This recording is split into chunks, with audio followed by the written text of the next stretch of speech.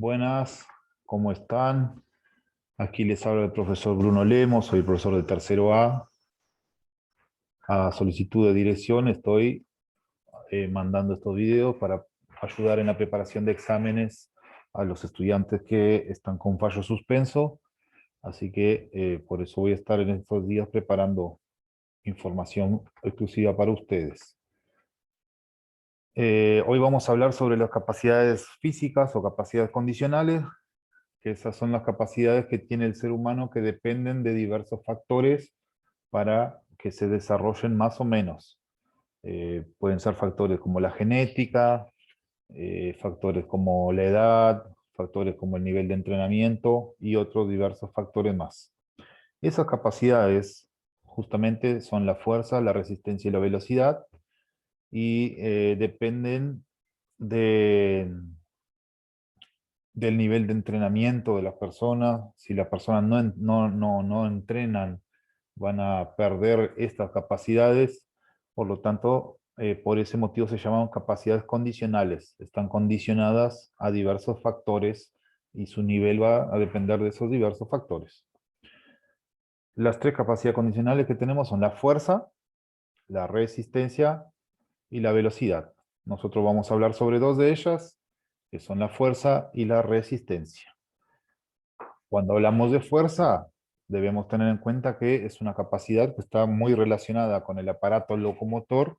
Eso quiere decir con toda la parte que mueve el organismo, músculos, tendones, articulaciones, eh, y es la capacidad de generar tensión.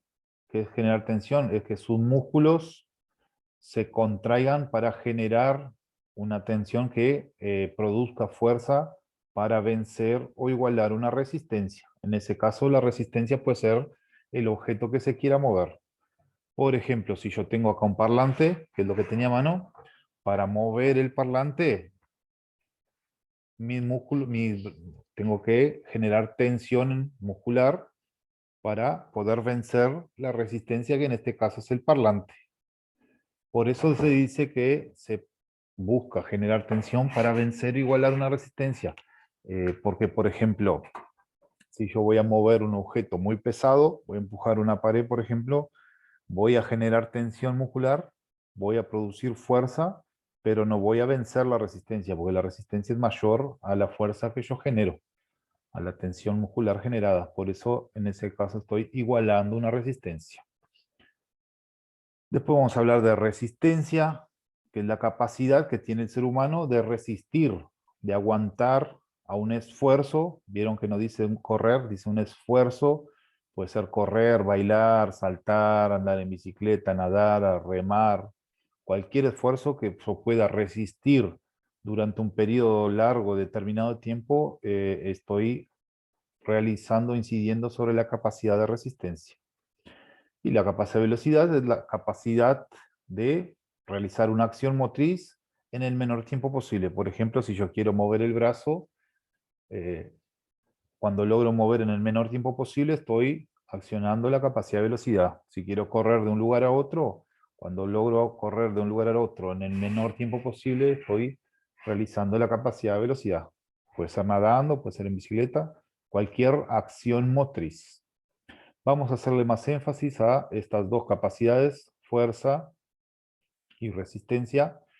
Y dentro de mañana o otro día voy a estar subiendo ejercicios de fuerza, sobre todo, para mejorar la fuerza del cuerpo humano. También después vamos a ver la capacidad de flexibilidad. Bueno, vamos a comenzar con resistencia.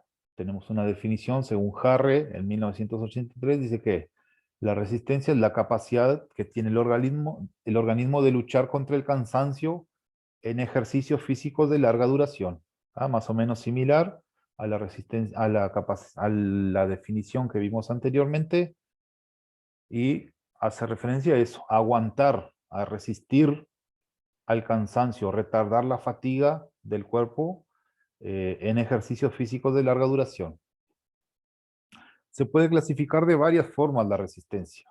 Por ejemplo, puede ser general o local, según la musculatura utilizada.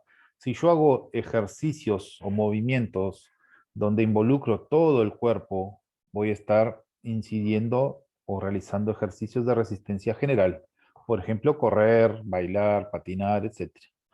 Y puede ser local cuando yo realizo movimientos musculares con una parte del cuerpo. Por ejemplo, si yo voy a mover el parlantecito durante 5 minutos haciendo este movimiento, estoy incidiendo sobre la resistencia local de una parte sola del cuerpo. Eh, Después, según la modalidad deportiva, puede ser general o específica. ¿Qué hace referencia a eso? Que la resistencia general es cuando la aplicamos esa capacidad para cualquier deporte. Y la resistencia específica es cuando aplicamos para un deporte en particular. Por ejemplo, en el remo se hace resistencia específica al deporte remo, que es sentado en el carrito que se va remando, o una bicicleta, resistencia específica para el ciclismo en una bicicleta. Y después según los sistemas energéticos involucrados, puede ser aeróbico o anaeróbico.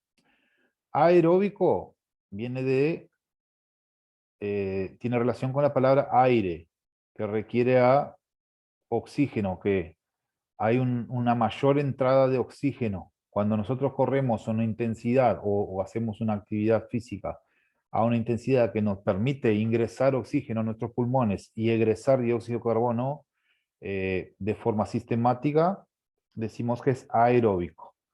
Y anaeróbico es cuando corremos o nos movemos a una intensidad muy alta que no nos permite realizar ese intercambio gaseoso correctamente.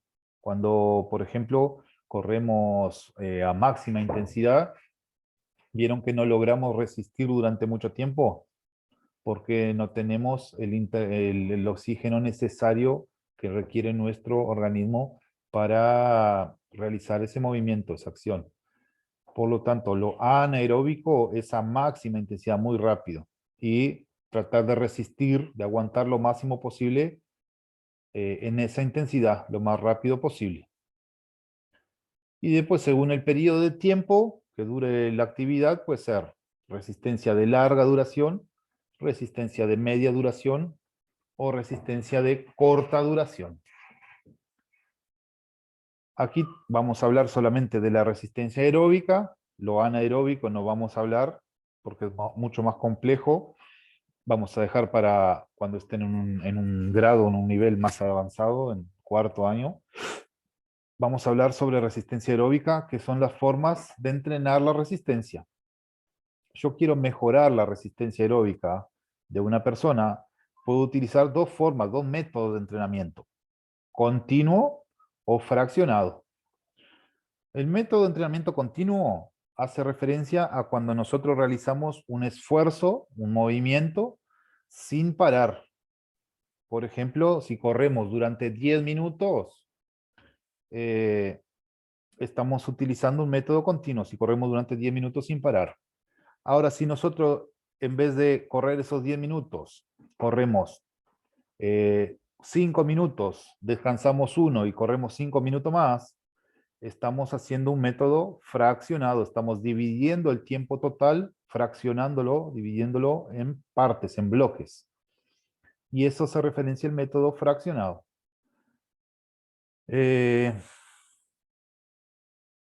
Muchas veces se utiliza el método continuo para trabajar la resistencia y muchas veces se utiliza el método fraccionado. Depende de los objetivos de la persona seleccionar un método u otro. Por ejemplo, si yo quiero hacer ejercicios de baja intensidad o intensidad media, lo más probable es que yo use el método continuo. Porque si yo quiero mantener la intensidad en baja o media, no puedo, utilizando este método, puedo mantener esa intensidad. Ahora, si yo quiero hacer un ejercicio de mayor intensidad, tengo que utilizar el fraccionado porque si yo aumento la intensidad, no voy a poder sostener, resistir a esa intensidad alta durante el tiempo. Por lo tanto, tengo que fraccionar, hacer un poco de ejercicio más intenso, descanso. Hago ejercicio, descanso. Hago ejercicio, descanso, etc. ¿Ah? Lo que deben tener claro es eso, que cuando utilizo el método continuo, la intensidad más baja, y cuando utilizo el método fraccionado, la intensidad de los ejercicios son más altas. Se está utilizando mucho más el ejercicio fraccionado hoy en día, porque la duración del esfuerzo es menor, o sea, se ahorra tiempo, y el resultado es igual o mejor que el método continuo. Por ejemplo, en vez de correr 40 minutos, de forma continua a baja intensidad, mucha gente está optando por correr 15 o 20 minutos dividido en bloques de 4. Por ejemplo, corre 4 minutos, descansa 1, corre 4, descansa 1, corre 4, descansa 1, corre 4 y termina. Hace el mismo trabajo en la mitad de tiempo, lo único que hace es aumentar la intensidad, correr más fuerte en el caso de que sea correr. Bueno, y ahora vamos a hablar un poco sobre fuerza. Vamos a ir a definiciones de Saptiorsky en el 66. Dice que la fuerza es la capacidad para vencer resistencias externas, similar al concepto que vimos hoy, vencer una resistencia externa. Usamos el ejemplo del parlante, que es lo que me ofrece resistencia, que yo tengo que generar tensión muscular para vencer, o contrarrestarlas a costa de esfuerzos musculares. Y según Vorobiev, dice que es aquella tensión máxima que desarrollan los músculos cuyo efecto es posible medir en kilogramos. Eso cuando utilizo pesos externos. Por ejemplo, acá si voy a levantar un objeto que pesa 20 kilos, lo mido en kilogramos. Y es fundamental para el ser humano trabajar la fuerza en todas las edades. Puede empezar a trabajar la fuerza desde niños. No hay ningún inconveniente con que los niños trabajen la fuerza siempre y cuando sea de forma correcta, adecuada y no se muevan grandes pesos. Puede trabajar la fuerza general, utilizando juegos, etc. Y después en la edad adulta tiene todos estos beneficios trabajar la fuerza que están marcados acá. Uno de ellos es mantener el peso perdido para siempre. ¿Qué pasa? Muchas veces cuando una persona comienza la práctica de actividad física más sistemática en el tiempo, rápidamente pierde peso, pero generalmente si esa persona no trabaja la fuerza, solamente hace ejercicios de resistencia, vuelve a recuperar el peso perdido al tiempo. Y entonces hace ese efecto acordeón que dicen que la persona como que pierde peso y vuelve a ganar peso, pierde peso, gana peso. Por eso se llama efecto acordeón. Protege los huesos y los músculos. Debemos trabajar la fuerza para evitar que nuestros huesos queden con problemas de calcificación, o sea, estimula la calcificación en los huesos y evita problemas como la artrosis o la artritis que se da en personas de edad más avanzada generalmente, y a su vez evita que sus músculos tengan cualquier problema como desgarros o sarcopernia. Sarcopernia se dice la pérdida de masa muscular que se da con la edad normalmente. O sea, una persona que no entrena la fuerza comienza a perder masa muscular después de generalmente de los 30 años, y eso es nocivo, le va a ir quitando posibilidad de moverse. Cuando llegue más viejo no va a tener fuerza necesaria para hacer movimiento. Bueno, mejora la mecánica del cuerpo, previene enfermedades y lesiones. Está comprobado que una persona que tiene un nivel estructural de fuerza elevado, que trabaja la fuerza cotidianamente, evita un montón de lesiones y enfermedades. Aumenta el nivel de energía y mejora el estado de ánimo de las personas. No van a tener la popular pachorra que andan cansados todo el día. Y también es favorable para quemar calorías. O sea, si yo pretendo bajar de peso, el entrenamiento de la fuerza es un ejercicio complementar junto con dieta y junto con ejercicios de resistencia para perder peso corporal. Voy a subir esta presentación a CREA, y si alguno tiene duda, me puede escribir por el chat de la plataforma CREA, o si no, el viernes a las 4 de la tarde nos vemos en conferencia. Que pasen bien, saludos.